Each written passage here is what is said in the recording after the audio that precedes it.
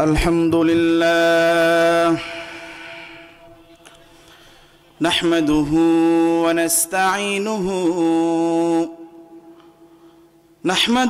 ونستغفره ونعوذ بالله من شرور أنفسنا ومن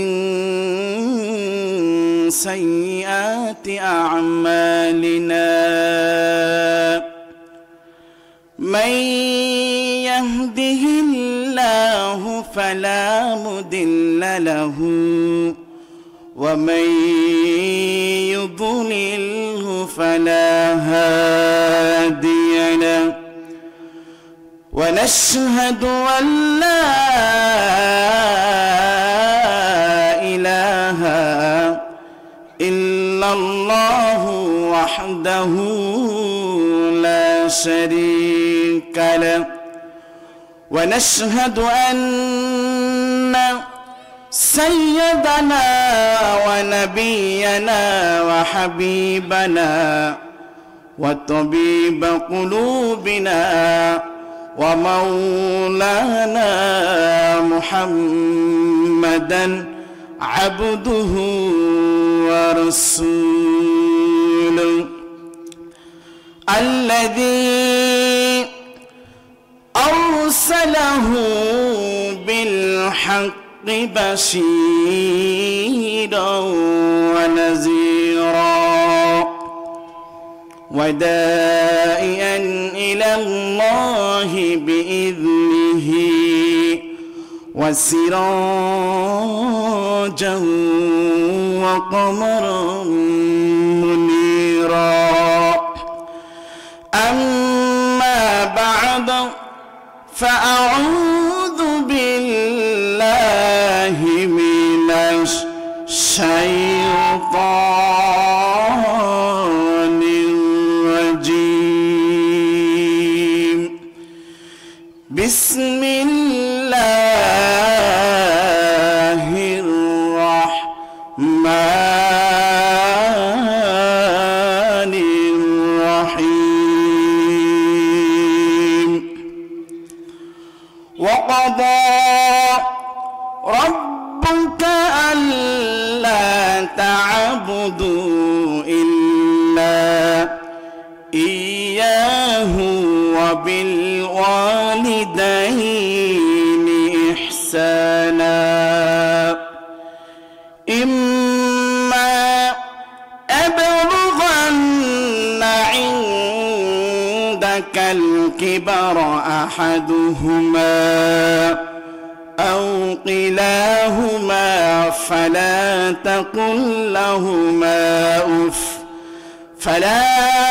تقل لهما أف ولا تنهرهما وقل لهما قولا كريما اخفض لهما جناح الذل من الرحمة وقل رب ارحمهما সকলেই বলেন وقل رب ارحمهما كما ربياني صغيرا صدق الله العظيم وقال رسول الله صلى الله عليه وسلم عن عبد الله بن عمر رضي الله تعالى عنه قال رضا الرب في رضا الوالد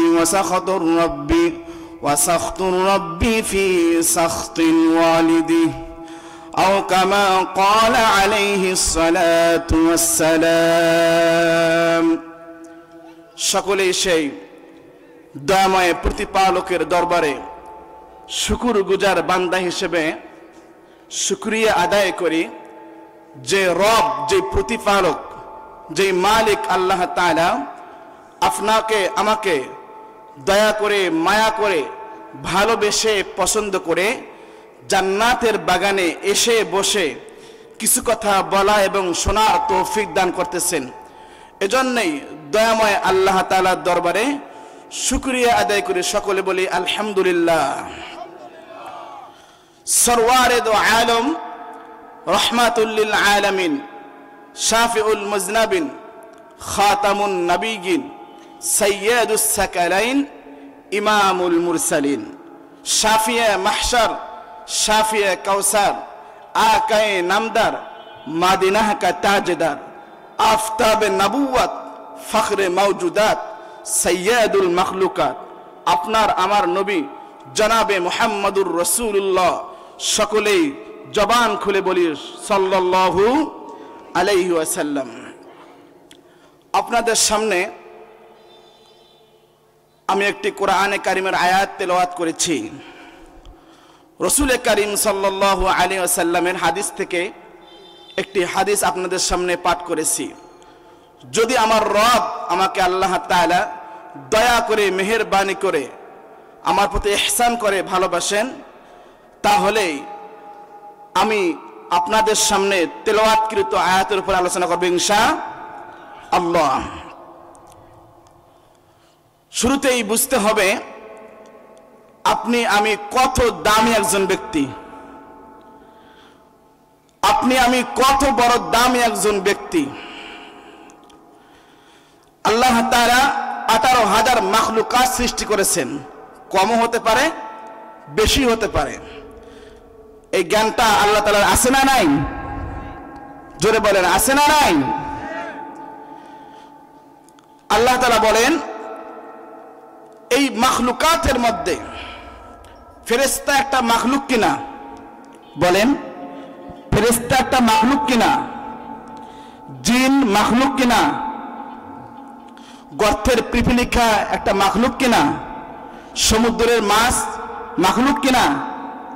আল্লাহ বলেন এদের মাঝে সব চাইতে আমি আল্লাহ তাআলা দয়া করে মায়া করে ভালোবেসে সব চাইতে দামি মাখলুক হিসাবে মানুষ তোমাকে বানাইলাম। সুবহানাল্লাহ বলেন। শুধু তাই নয়, আল্লাহ তাআলা আবার বলতেছেন মানুষ বানানোর পরে আমি রব যদি ইচ্ছা করতাম তাহলে তোমাকে ইহুদি খ্রিস্টান নাস্তিক বেদিন যারা রবকে স্বীকার করে না, বলুন এমন মানুষ আছে না নাই? আল্লাহ বলেন আমি ইচ্ছা করলে তোমাকে ইহুদি খ্রিস্টান নাস্তিকের ঘরে বেদিনের ঘরে জন্ম দিতে পারতাম। পারতেন কি পারতেন না? এরকম ক্ষমতা আমার রবের আছে না নাই? আল্লাহ বলেন না, আমি বড় মায়া করে ভালোবেসে তোমাকে আমি মুসলমানের ঘরে জন্ম দিলাম। সুবহানাল্লাহ। একজন মুসলিম একজন মুসলমানের কি পরিমাণ দাম, যে বলেছে আমার রব কে, স্বীকার করেছে আমার রব আল্লাহ, দিন ইসলামকে মেনে নিয়েছে, কোরআনকে মেনে নিয়েছে, রাসূল করিম সাল্লাল্লাহু আলাইহি ওয়াসাল্লামকে বিশ্বাস করেছে, এমন একজন ব্যক্তি আমার রবের কাছে এত দাম, হাজার হাজার ইহুদি, হাজার হাজার নাস্তিক, হাজার হাজার কাফের, হাজার হাজার মুরতাদ, হাজার হাজার হিন্দু, যত ধর্ম রয়েছে সব চাইতে একজন বান্দা যে বলেছে আমি আল্লাহকে বিশ্বাস করি, কোরআনকে বিশ্বাস করি, ইসলামকে বিশ্বাস করি, মুহাম্মদুর রাসূলুল্লাহ সাল্লাল্লাহু আলাইহি ওয়াসাল্লামকে বিশ্বাস করি, আমার রব বলেন, আমার মালিক বলেন, আমার আল্লাহ তাআলা বলেন যে বিশ্বের সমস্ত কিছু চাইতে একজন আল্লাহ বলনে ওয়ালা আমি আল্লাহর কাছে সবচাইতে দামি। সুবহানাল্লাহ বলবেন না? শুধু কি তাই, আমার আল্লাহ কত দয়া মায়া করে তোমাকে বানাইছেন, কত ভালোবাসে তোমাকে। আমার আল্লাহ তাআলা বলতেছেন যে আমি আল্লাহ তাআলা ইচ্ছা করলে মুসা আলাইহিস সালাতু ওয়াস সালামের উম্মত বানাতে পারতাম। পারতেন কি পারতেন না? দাউদ আলাইহিস সালাতু ওয়াস সালামের উম্মত বানাতে পারতেন কি পারতেন না? ইয়াকুব আলাইহিস সালাতু ওয়াস সালামের উম্মত বানাইতে পারতেন কি পারতেন না? দাউদ আলাইহিস সালাতু ওয়াস সালামের উম্মত বানাইতে পারতেন, নূহ পয়গম্বর আলাইহিস সালাতু ওয়াস সালামের উম্মত বানাইতে পারতেন। আমার রব বলেন আমি মুসা নবীর উম্মত বানাইলাম না, ইয়াকুব নবীর উম্মত বানাইলাম না, নূহ নবীর পয়গম্বরের উম্মত বানাইলাম না, দাউদ আলাইহিস সালামের উম্মত বানাইলাম না, এইরকম করে ইয়াকুব আলাইহিস সালামের উম্মত বানাইলাম না, আমি আল্লাহ তাআলা দয়া করে মায়া করে তোমাকে এত বেশি ভালোবাসি, শ্রেষ্ঠ নবীর উম্মত হওয়ার মতন যোগ্যতা তোমাকে দিয়ে দিয়েছি। সুবহানাল্লাহ বলেন না কেন? আরে তুমি জানো একজন শ্রেষ্ঠ নবীর উম্মতের কি পরিমাণ দাম? শুনবেন আপনারা, কষ্ট হচ্ছে নি? একজন শেষ নবীর উম্মতের কি পরিমাণ দাম, কি পরিমাণ মাকাম। আল্লাহ তাআলা বলেন, যদি জান্নাতের ফয়সালা হয়ে যাবে হাসরের দিন যেদিন মানুষ জাহান্নামে যাবে, কিছু মানুষ জান্নাতে যাবে, তো আল্লাহ বলেন ওই দিন যতক্ষণ পর্যন্ত শেষ নবীর উম্মতেরা জান্নাতে যাবে না, ততক্ষণ পর্যন্ত অন্যান্য নবীদের উম্মতেরা জান্নাতে যেতে পারবে না। এজন্য দিল থেকে আবারও আমার নবীর উপর দরুদ আদায় করি, সকলে বলি সাল্লাল্লাহু আলাইহি ওয়াসাল্লাম। আল্লাহ বলেন আমার নবীর দাম কি পরিমাণ, আমার নবীর মাকাম মর্যাদা সম্মান কি পরিমাণ, আমার রাসূলের দাম বেশি। প্রথম আসমানের মধ্যে আমার নবীর নাম লেখা আছে, সুবহানাল্লাহ বলবেন না? প্রথম আসমানের মধ্যে আল্লাহ রাব্বুল আলামিন আমার আপনার নবীর নামটা লিখে দিলেন। দ্বিতীয় আসমানের মধ্যেও আমার আল্লাহ তাআলা আমার আপনার নবীর নামটা লিখে দিলেন। তৃতীয় আসমানের মধ্যে আমার আল্লাহ রাব্বুল আলামিন আমার নবীর নামটা লিখে দিলেন। চতুর্থ আসমানের মধ্যে আমার নবীর নামটা লিখে দিলেন। পঞ্চম আসমানের মধ্যেও আমার আল্লাহ রাব্বুল আলামিন আমার নবীর নামটা লিখে দিলেন। এইরকম করে 6 নম্বর আসমানের মধ্যে আমার নবীর নামটা লিখে দিলেন।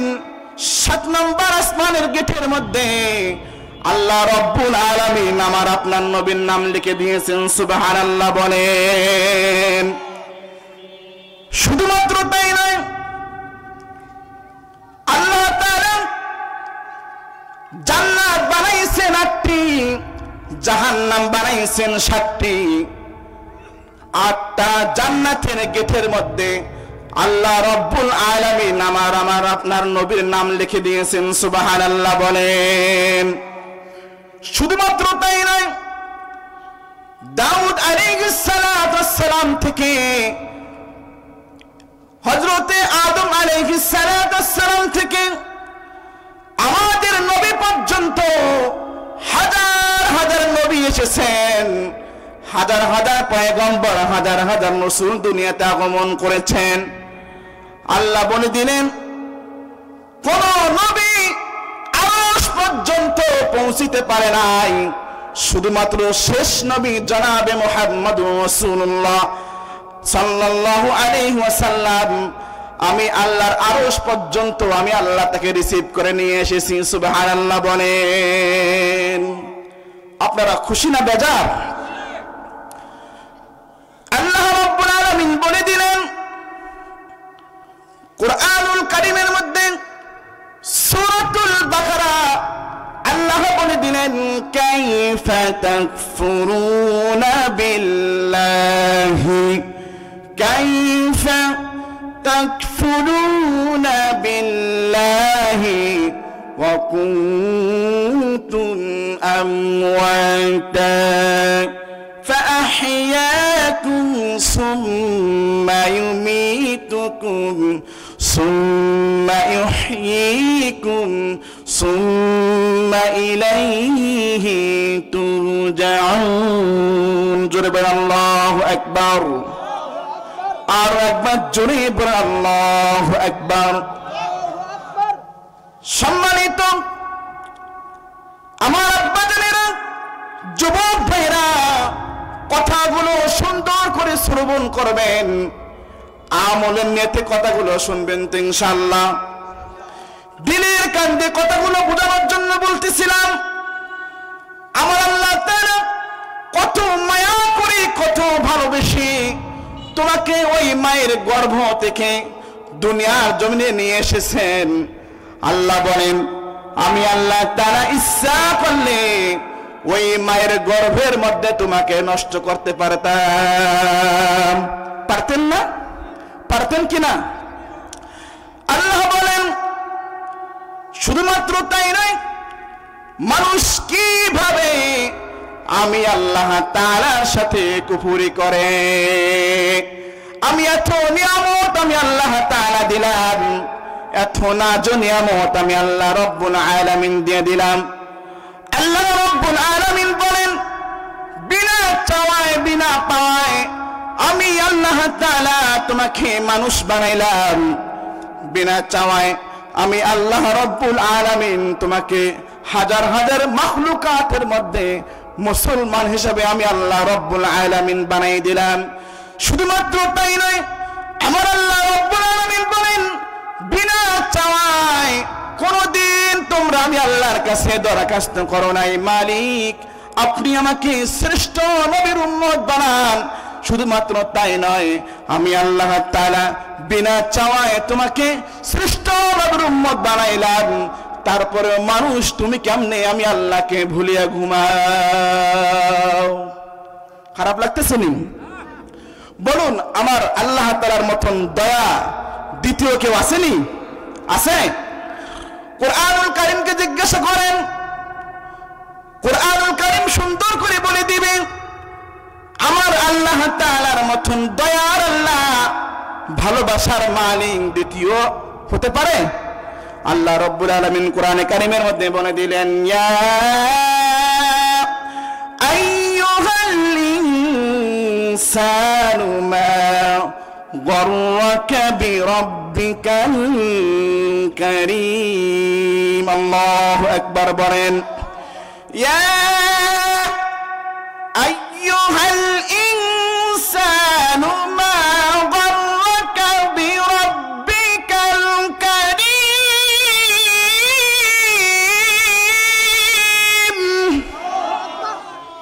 ইয়া আইয়ুহাল ইনসান, হে মানুষ সকল, ইয়া আইয়ুহাল ইনসান মা গররাকা বিরাব্বিকাল কারীম। বান্দা তুমি চিন্তা করে দেখো না কেন, গবেষণা করে দেখো না কেন, আমি আল্লাহর মতন দয়া মায়া ভালোবাসা দ্বিতীয় কোনো ইলাহ হতে পারে? দ্বিতীয় কোনো রব হতে পারে? আল্লাহ বলে দিলেন তাহলে বান্দা তুমি কেমনে আমি আল্লাহকে ভুলে বান্দা তুমি আমি আল্লাহর সঙ্গে কুফরি করো? কিভাবে মানুষ তুমি আমি আল্লাহকে ভুলে যাও? আল্লাহ নিজে প্রশ্ন করতেছেন কাইফা, কিভাবে মানুষ তুমি আমি আল্লাহর গোলামি কেন করো না? আমি আল্লাহকে কেন ভালোবাসো না? আমি আল্লাহর কাছে কেন তুমি নিজেকে বিনয়ী হও না? কেন ছোট হও না? বলুন তো, আমরা রবের কাছে বিনয়ী হলে দাম কমবে না বাড়বে? বলেন না কেন, কমবে না বাড়বে? আল্লাহ তাআলা সকলকে রবের গোলামি করার তৌফিক দান করুক, আমিন বলেন। আল্লাহ রাব্বুল আলামিন বলে দিলেন মানুষ তুমি এক সময় কিছুই ছিল না, তোমার কোনো অস্তিত্ব ছিল না, তুমি কোথায় ছিলা তুমি নিজেও জানো নাই। আল্লাহ রাব্বুল আলামিন বলে দিলেন কাইফা তাকফুরুনা বিল্লাহি ওয়া কুনতুম আমওয়াতা فأحياكم ثم يميتكم ثم يحييكم ثم إليه ترجعون। الله أكبر বলেন। আল্লাহ রাব্বুল আলামিন বলে দিলেন কাইফা, কিভাবে, তাকফুরুনা বিল্লাহ, আমি আল্লাহ তাআলার সঙ্গে কুফরি করো, আমি আল্লাহ তাআলার নাফরমানি করো। কিভাবে আমি আল্লাহ তাআলার সঙ্গে মানুষ তোমরা শিরক করো? কাইফা তাকফুরুনা বিল্লাহি ওয়া কুনতুম আমওয়াতা। আল্লাহ রাব্বুল আলামিন বলে দিলেন হে মানুষ, তুমি একদিন মৃত্যু ছিলা, তোমার কোনো অস্তিত্ব ছিল না।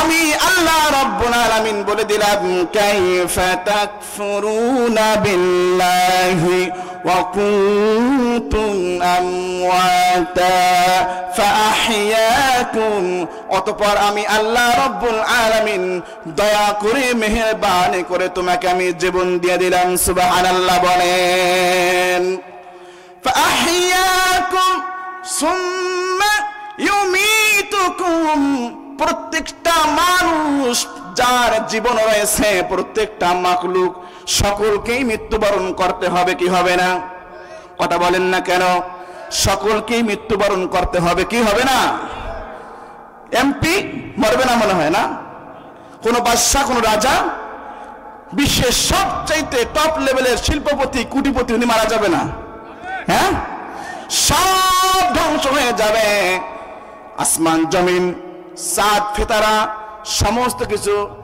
সমস্ত কিছু ধ্বংস হয়ে যাবে ফেরেশতারা হাজার হাজার ফেরেশতারা ধ্বংস হয়ে যাবে ইসরাফিল আলাইহিস সালাতু আসসালাম ধ্বংস হয়ে যাবে জিবরিল আলাইহিস সালাতু আসসালাম মৃত্যুবরণ করবে জান কবজ করনে ওয়ালা আজরাইল আলাইহিস সালাতু আসসালাম দুনিয়া থেকে বিদায় হয়ে যাবেন এমন সময় আমার রব বলবেন এখন আর কে বেঁচে আছো ইসরাফিল বলবেন আল্লাহ এখন আর কেউ বেঁচে নাই আজরাইল বলবে আল্লাহ এখন আর কেউ বেঁচে নাই শুধুমাত্র আপনি আর আমি আল্লাহ রব্বুল আলামিন বেঁচে আছি সুবহানাল্লাহ বলেন আল্লাহ রব্বুল আলামিন বলবেন তাহলে আজরাইল তুমি তোমার নিজের জানটা কবজ করো আজরাইল আলাইহিস সালাতু আসসালাম নিজের জানটা কবজ করবেন আল্লাহ এখন বলবেন এখন দুনিয়ার মধ্যে কোনো মানুষ বেঁচে নাই কোনো মাখলুকাত বেঁচে নাই বেঁচে আছেন একজন তিনি কে কথা বলেন না কেন তিনি কে বলুন তো সেই রবের গোলামি করা দরকার আছে না নাই আছে না নাই আল্লাহ বলে দিলেন ফাআহিয়াকুম সুম্মা ইউমীতুকুম সুম্মা ইউহয়ীকুম মানুষ যখন মৃত্যুবরণ করবে মৃত্যুবরণ করার পর আমি আল্লাহ রব্বুল আলামিন আবার কি দিব হায়াত দিয়ে দিব সুম্মা ইউমীতুকুম সুম্মা ইউহয়ীকুম সুম্মা ইলাইহি তুরজাউন এবং আমাকে আবার আমার রবের দিকেই যাইতে হবে দুনিয়াতে কেউ থাকতে পারবে না কেউ থাকতে পারবে না আল্লাহ রাব্বুল আলামিন বলে দিলেন আমি কোরআনুল কারীমের আয়াত নিয়েছি মা বাবার হক সম্পর্কে কি সম্পর্কে আমার আলোচনা মা বাবার হক সম্পর্কে কথাগুলো বুঝতে হবে আমার বিষয় এক আলোচনা হবে ইনশাআল্লাহ আল্লাহ রাব্বুল আলামিন বলে দিলেন আমি আল্লাহ তাআলার গোলামি করার পর আমি আল্লাহ তাআলা দাসত্ব করার পর আমি আল্লাহ তাআলার ইবাদত করার পর সর্বপ্রথম মানুষ মা বাবার খিদমত করবে সুবহানাল্লাহ বলেন আল্লাহর পরেই আল্লাহ বলতেছেন নিজে রব আল্লাহ বলতেছেন আমি আল্লাহর পরে সবচাইতে মানুষ তোমার কাছ থেকে খিদমতের উপযুক্ত তোমার মা বাবা সুবহানাল্লাহ বলবেন না আল্লাহ আমাদেরকে কত ভালোবাসেন দেখছেন আল্লাহ রাব্বুল আলামিন বলে দিলেন ওয়া ক্বাদা রাব্বুকা আল্লা তা'বুদু ইল্লা ইয়্যাহু ওয়া বিল ওয়ালিদাইনি ইহসানা আল্লাহু আকবার বলেন ওয়া ক্বাদা রাব্বুকা আল্লা তা'বুদু ইল্লা ইয়্যাহু ওয়া বিল ওয়ালিদাইনি ইহসানা হে মানুষ সকল আমি আল্লাহ তাআলার গোলামি করার পর আমি আল্লাহ তাআলাকে সিজদা দেওয়ার পর আমি আল্লাহ তাআলার ইবাদত করার পর সবচাইতে হে সন্তান হে মানুষ তোমার কাছ থেকে খিদমতের উপযুক্ত তোমার মা বাবা সুবহানাল্লাহ বলেন না কোনো পীর সাহেব কোন পীর যদি দোয়া করে কবুল হতেও পারে না হতেও পারে কি কোনো গ্যারান্টি আছে নি পীর দোয়া করছে, এটা কবুল হতে পারে, না হতেও পারে। কোন মুফতি সাহেব, কারি সাহেব, হাফেজ সাহেব দোয়া করেছেন, এটা কবুল হতেও পারে, না হতে পারে। কোনো গ্যারান্টি আছে? কোনো গ্যারান্টি নাই।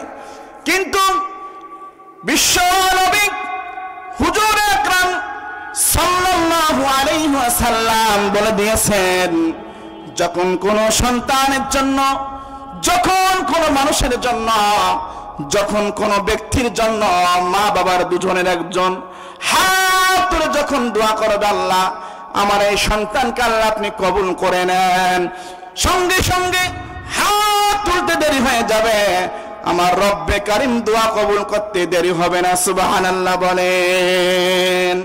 তাহলে বলুন, মা বাবার সঙ্গে ভালো আচরণ করা দরকার আছে না নাই? সবচাইতে উত্তম ব্যবহারের হক রাখবে মা বাবা।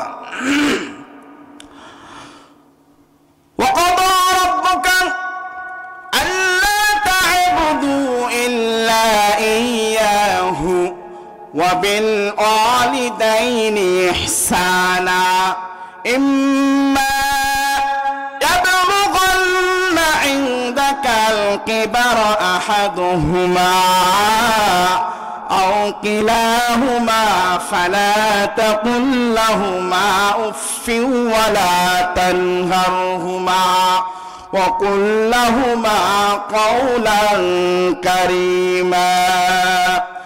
আল্লাহ রাব্বুল আলামিন বলে দিলেন, তোমাদের মা বাবা দুজনের যে কোনো একজন যদি বেঁচে থাকে এবং বৃদ্ধ হয়ে যায়, বৃদ্ধা হয়ে যায়, তাহলে তোমরা মা বাবার সঙ্গে তোমরা খারাপ আচরণ করা যাবে না, যাবে না।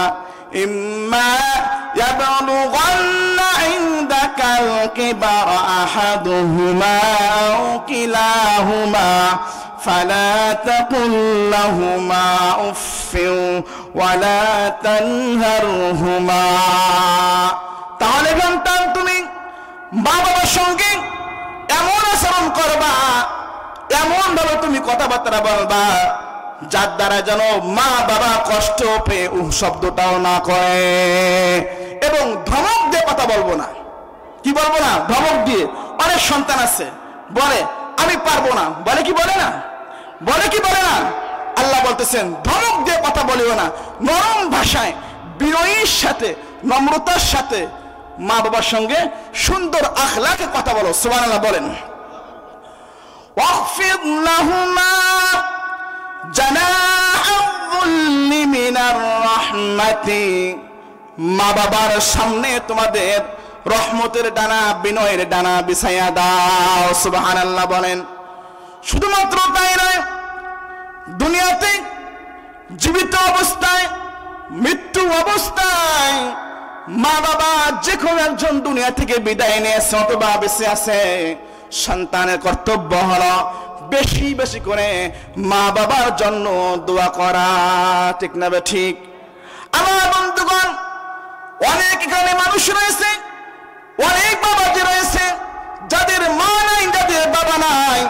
আপনারাই বলুন তো, আজ থেকে যাদের মা বাবা দীর্ঘদিন আগে চলে গিয়েছে, এই জবান দিয়ে তোমরা কি কোনোদিন আর মা বাবাকে দেখতে পেরেছ? ডাকতে পারো? এই জবানে আর মা ডাকটা আসে না, বন্ধ হয়েছে। এজন্য আল্লাহ রাব্বুল আলামিন বলে দিলেন, সন্তানের কর্তব্য মা বাবা দুনিয়াতে বেঁচে থাক অথবা দুনিয়া থেকে বিদায় হয়ে যা, সন্তানের কর্তব্য হলো মা বাবার জন্য দোয়া করা। আল্লাহ তাআলা বলে দিলেন, হে মানুষ, তোমরা কি রকম করে মা বাবার সঙ্গে দোয়া করবা আমি আল্লাহ তাআলা শিখাই দিয়ে দিলাম। আপনারা বলেন, রব্বিরহামহুমা কামা রব্বায়ানি সগীরা। আবার বলেন, রব্বিরহামহুমা কামা রব্বায়ানি সগীরা। আল্লাহু আকবার বলেন। আল্লাহ রাব্বুল আলামিন বলে দিলেন, হে মানুষ, হে সন্তান, তুমি তো জানো না তোমার মা, তোমার বাবা তোমার জন্য কি পরিমাণ কষ্ট করেছে, কি পরিমাণ তোমার মা তোমার জন্য কষ্ট করেছে। সন্তান যখন পেটের মধ্যে ছিল, হঠাৎ করিয়া ঠান্ডার দিন, ঠান্ডার রাত, গভীর রজনীতে মা ঘুমায় গিয়েছে, সন্তান পেটের মধ্যে লাগতে দিয়েছে, দিয়েছে কি দেয় নাই? দেয় নাই? মা হাউমাউ করে চিৎকার দিয়ে ঘুম ভেঙে গিয়ে গেল। তারপরে আবার কাত হয়ে অন্য পাশে করট ঘুরিয়া ঘুমায় গেলেন। কিছুক্ষণ পর আবার কি করলেন? আবার লাত্তি দিয়ে দিলেন। এই রকম করে 10 মাস 2 দিন তোমার মা তোমাকে পেটের মধ্যে লালিত পালিত করেছে। খবরদার, খবরদার মানুষ, মা বাবার সঙ্গে খারাপ আচরণ করিও না, ইনশাআল্লাহ বলেন। বিশ্বনবী হুজুর আকরাম সাল্লাল্লাহু আলাইহি ওয়াসাল্লাম বলে দিলেন, যেই সন্তানটা, যেই মানুষটা মা বাবার সঙ্গে সদ্ব্যবহার করবে, আমার আল্লাহর পয়গম্বর বলে দিলেন তার ঠিকানা আল্লাহ বানানো জান্নাত। সুবহানাল্লাহ বলেন। মাতা পিতার খেদমত করবেন, আল্লাহ বলে দিলেন মায়ের পায়ের নিচে তোমার জান্নাত। সুবহানাল্লাহ বলেন।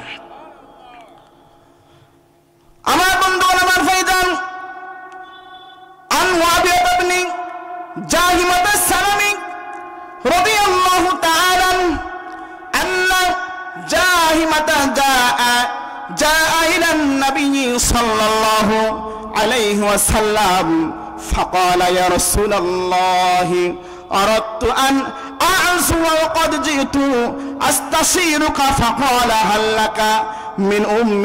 قال نعم. قال فالزمها فإن الجنة رجليها. سبحان الله বলেন। হযরতে জাহিমা রাদিয়াল্লাহু তাআলা আনহা থেকে হাদিসটি বর্ণিত। নবী করিম সাল্লাল্লাহু জাহিমা রাদিয়াল্লাহু তাআলা আনহু রাসূলুল্লাহ সাল্লাল্লাহু আলাইহি ওয়াসাল্লামের নিকট উপস্থিত হয়ে বললেন, ইয়া রাসূলুল্লাহ, ওগো আল্লাহর রাসূল জনাবে মুহাম্মদুর রাসূলুল্লাহ, আমি জিহাদের ময়দানে যেতে চাই, শহীদ হতে চাই। ওগো আল্লাহর রাসূল, আপনার কাছে পরামর্শ করতে চাই। নবীজি বললেন, যাও যাও সন্তান, তোমার কি মা বাবার মধ্যে যে কোনো একজন বেঁচে আসেনি? সাহাবী বললেন, জি ইয়া রাসূলুল্লাহ, আমার মা বাবা যে কোনো একজনের মধ্যে আমার মা বেঁচে রয়েছে। পয়গম্বর আলাইহিস সালাতু ওয়াস সালাম বলে দিলেন, জলদি করে যাও, মায়ের খেদমত করো, আল্লাহ তাআলা তোমাকে জিহাদের সব দিয়ে দিবেন। জিহাদ, জিহাদ কত বড় একটা ইবাদত। এখানে নবী সাল্লাল্লাহু আলাইহি ওয়াসাল্লাম বললেন, জিহাদ করলে যেই পরিমাণ সওয়াব পাওয়া যাবে, মা বাবার খেদমত করলে আল্লাহ তাআলা ওই পরিমাণ সওয়াব দিয়ে দিবেন। সুবহানাল্লাহ বলবেন না? শুধুমাত্র তাই নয়, মাতা পিতার খেদমতকারী জান্নাতে কোরআন কারীমের তেলাওয়াত করবে। সুবহানাল্লাহ বলেন। জান্নাতের মধ্যে বসেও কোরআন কারীমের তেলাওয়াত করবেন। সুবহানাল্লাহ বলবেন না? কি পরিমাণ সৌভাগ্য কপাল যে জান্নাতের মধ্যে বসে আল্লাহ তাআলার কালামুল্লাহ কোরআনুল কারীম তেলাওয়াত করবে। আপনারা কি জান্নাতের মধ্যে বসে তেলাওয়াত করতেছেন কোরআনুল কারীম? আল্লাহ কবুল করুক, আমিন বলেন। কারা কারা চান দুটি হাত তুলে আল্লাহকে দেখাইয়া দেন। লিল্লাহি তাকবীর, লিল্লাহি তাকবীর। আল্লাহ আজকের মাহফিলকে আপনি কবুল করেন, আল্লাহ জানমাল হেফাজত করেন, আমিন বলেন। হাত নামাইয়া দেন। আমার বন্ধুগণ, বিশ্বনবী হুজুর আকরাম সাল্লাল্লাহু আলাইহি ওয়াসাল্লাম বলে দিলেন, মা বাবা যেই সন্তান খেদমত করবে, আল্লাহ রাব্বুল আলামিন জান্নাতে বসে কোরআন কারীমের তেলাওয়াত করার সুযোগ দিয়ে দিবেন। সুবহানাল্লাহ বলেন। عن عائشة رضي الله تعالى قال قال رسول الله صلى الله عليه وسلم نمت فرأيتني في الجنة فسمعت صوت قارئ يقرأ فقلت من هذا؟ قالوا هذا حارثة بن النعمان. فقال لها رسول الله সাল্লাল্লাহু আলাইহি ওয়াসাল্লাম কাযাকাল বিররু কাযাকাল বিররু কাযাকাল বিররু ওয়া কানা আবাররান নাসি বিউম্মিহি। বিশ্বনবী হুজুর আকরাম সাল্লাল্লাহু আলাইহি ওয়াসাল্লাম বলেন, আম্মাদান আয়েশা রাদিয়াল্লাহু তাআলা, আম্মাদান আয়েশা রাদিয়াল্লাহু তাআলা আনহা থেকে হাদিসটি বর্ণিত। নবী সাল্লাল্লাহু আলাইহি ওয়াসাল্লাম বলে দিলেন, আমি একদিন ঘুমের মধ্যে ছিলাম, স্বপ্নে দেখলাম একজন কুরআনুল কারীম তেলাওয়াত করতেছেন। পয়গম্বর বলেন, স্বপ্নের মধ্যে দেখতে পেলাম জান্নাতটা আমি ভ্রমণ করতেছি, জান্নাতের মধ্যে নাজ নিয়ামতগুলো আমি দেখতেছিলাম। এমন সময় একজন যুবক কুরআনুল কারীমে তেলাওয়াত করতেছেন। সুবহানাল্লাহ বলেন। নবী সাল্লাল্লাহু আলাইহি ওয়াসাল্লাম বলেন, তুমি কে? জান্নাতের মধ্যে কুরআনে কারীমের তেলাওয়াত করো। যুবক বলল, ওগো আল্লাহর রাসূল, আমি হলাম হারিসা ইবনে নু'মান। বলে, তুমি জান্নাতের মধ্যে কেমনে কুরআনে কারীম তেলাওয়াত করার সুযোগ পাইলা? যুবক বললেন, আমি আমার মায়ের খেদমত করার কারণে আল্লাহ রাব্বুল আলামিন জান্নাতে তেলাওয়াত করার সুযোগ দিয়েছেন। সুবহানাল্লাহ বলেন। কত বড় সৌভাগ্য কপাল, জান্নাতের মধ্যে বসে কুরআনে কারীমের তেলাওয়াত করতেছেন। আল্লাহ তাআলা সকলকে জান্নাতের মধ্যে কুরআনে কারীমের তেলাওয়াত শোনা করার তৌফিক দান করুক, আমিন বলেন। শুধুমাত্র তাই নয়,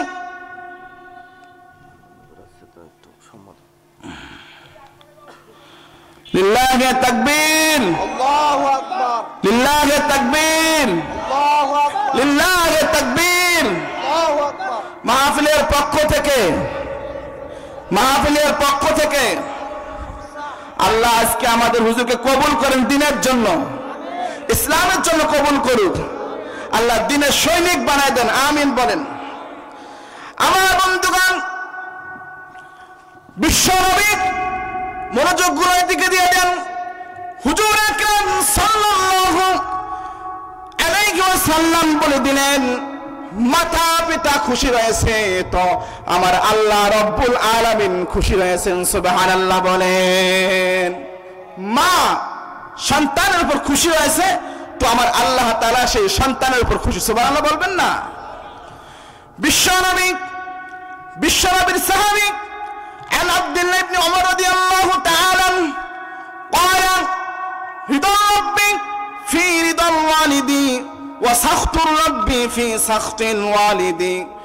বিশ্বনবী হুজুর আকরাম সাল্লাল্লাহু আলাইহি ওয়াসাল্লামের সাহাবী হযরত আব্দুল্লাহ ইবনে ওমর রাদিয়াল্লাহু তাআলা আনহু থেকে হাদিসটি বর্ণিত।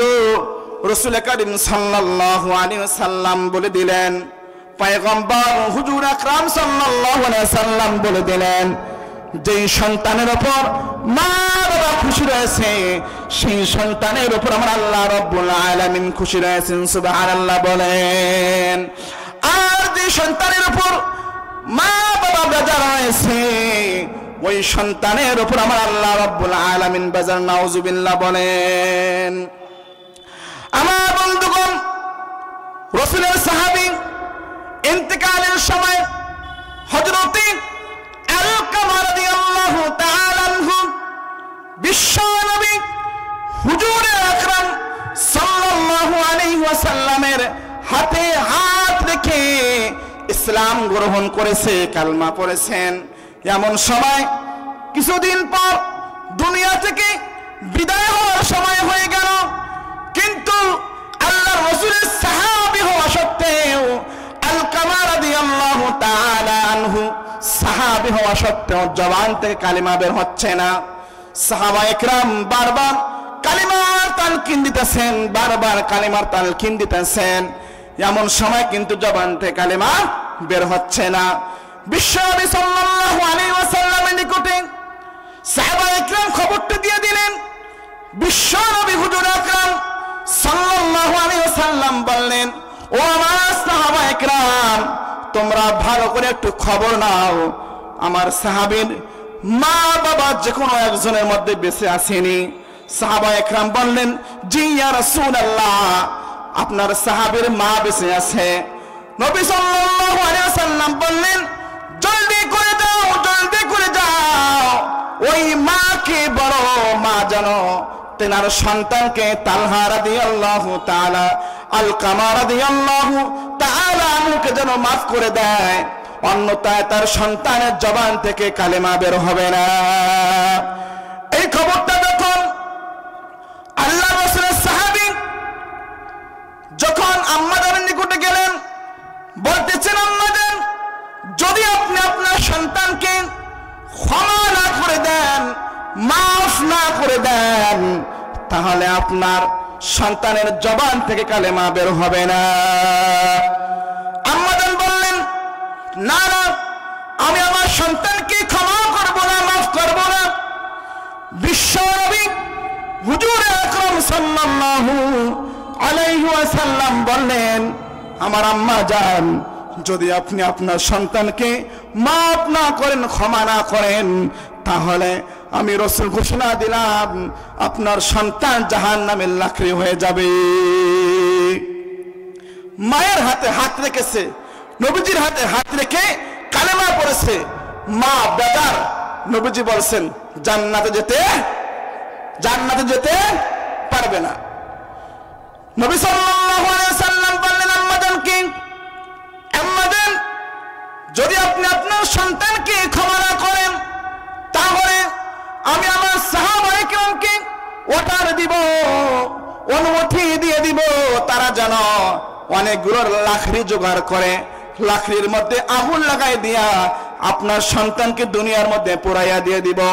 এই কথা বলা মাত্রই সঙ্গে সঙ্গে মা বললেন, না না ইয়া রাসূলুল্লাহ, ইয়া হাবিবাল্লাহ, আমি আমার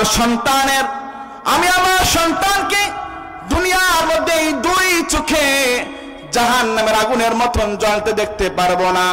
ওগো আল্লাহর রাসূল, আমি আমার সন্তানকে মাফ করে দিলাম। এই কথা বলা মাত্রই সঙ্গে সঙ্গে আল্লাহ রব্বুল আলামিনের কুদরতি ভাবে যখন মা বললেন, আমি আমার সন্তানকে ক্ষমা করে দিয়ে দিলাম, বলতে দেরি হয়েছে, সাহাবীর জবান থেকে কালেমা বের হয়েছে, লা ইলাহা ইল্লাল্লাহু মুহাম্মাদুর রাসূলুল্লাহ। সকলেই বলেন সাল্লাল্লাহু আলাইহি ওয়াসাল্লাম। কষ্ট হচ্ছে নি? কিছুক্ষণ চলবে? আমার বন্ধুগণ, মারহাবু বিহুসনি সাহাবাতি ইয়া রাসূলুল্লাহ, ক্বালা উম্মুকা সুম্মা আইয়ুন, ক্বালা উম্মুকা সুম্মা আইয়ুন, ক্বালা উম্মুকা সুম্মা আইয়ুন, ক্বালা আবুকা। আমার বন্ধুগণ, আল্লাহর রাসূলের নিকটে একজন সাহাবী এসে হাজির হয়ে গেলেন, নবীজিকে প্রশ্ন করতেছেন, ইয়া রাসূলুল্লাহ, ইয়া হাবিবাল্লাহ, আমার কাছ থেকে মা বাবা দুজনের মাঝে সবচেয়ে বেশি হক রাখে কে? নবীজি বললেন, ক্বালা উম্মুকা। সাহাবী আবার জিজ্ঞাসা করলেন, সুম্মা আইয়ুন, তারপরে কি? নবীজি বললেন, ক্বালা উম্মুকা। সাহাবী আবার জিজ্ঞাসা করলেন, ইয়া রাসূলুল্লাহ, ইয়া হাবিবাল্লাহ, সুম্মা আইয়ুন, তারপরে কে? নবীজি বললেন, সুম্মা উম্মুকা, ক্বালা উম্মুকা। সাহাবী আবার জিজ্ঞাসা করলেন, সুম্মা আইয়ুন, তারপরে কে? বিশ্বনবী হুজুর আকরাম সাল্লাল্লাহু আলাইহি ওয়াসাল্লাম বললেন, ক্বালা আবুকা। মা বাবার চাইতে আল্লাহ রাব্বুল আলামিন মায়ের হক 3 গুণ বেশি করে দিয়েছেন। সুবহানাল্লাহ বলেন।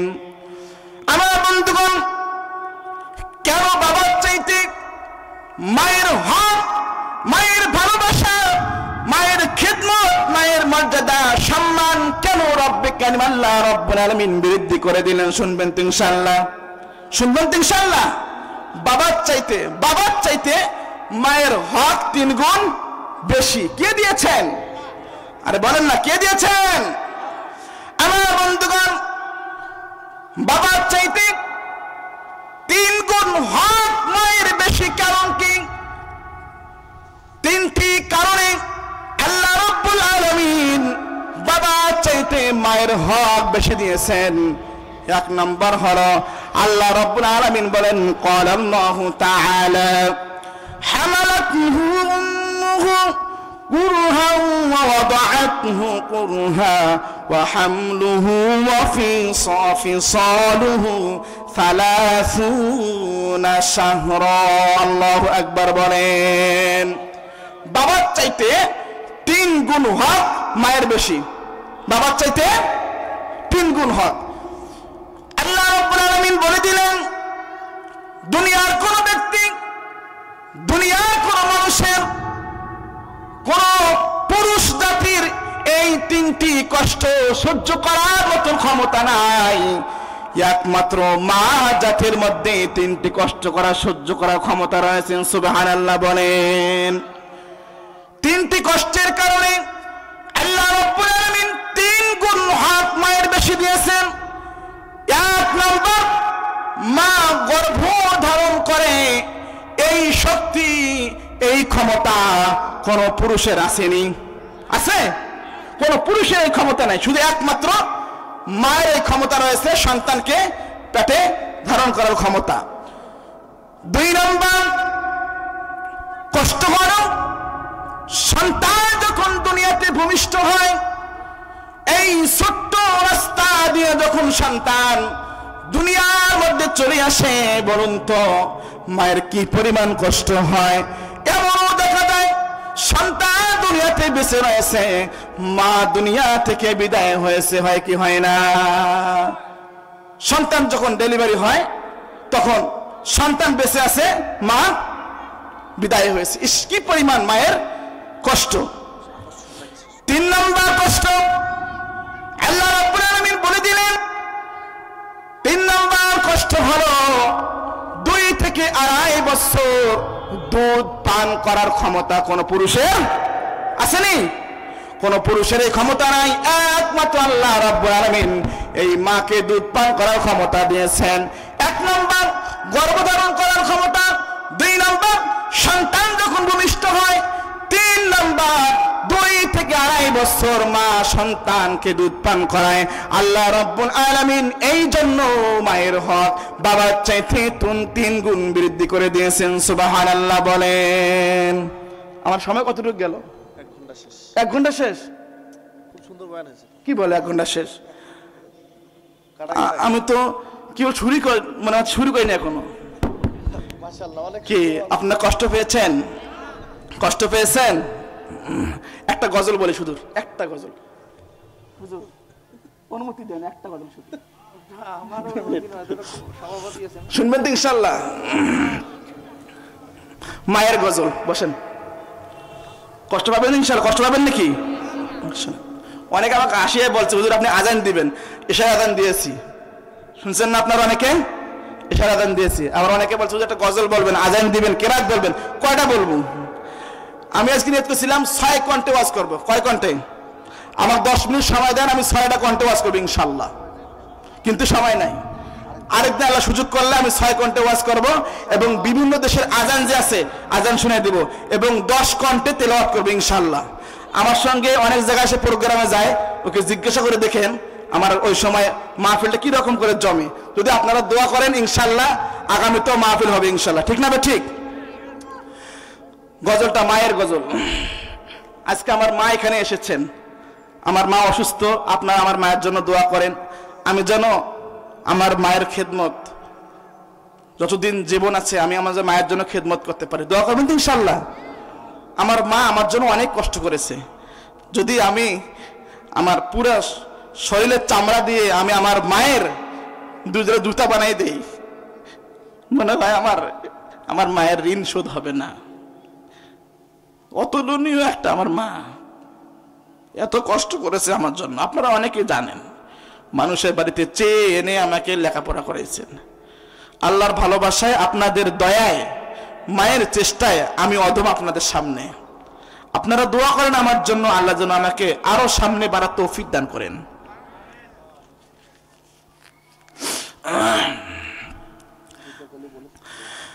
মা মা মা মা মা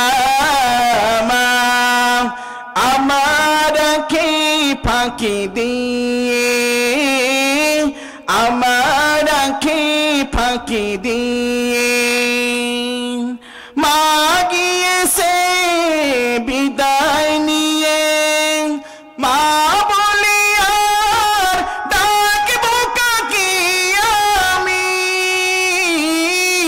মা বলি আর ডাকব কাকে আমি মা আমার সবার চেয়েও দামি সবার চেয়েও দামি মা মা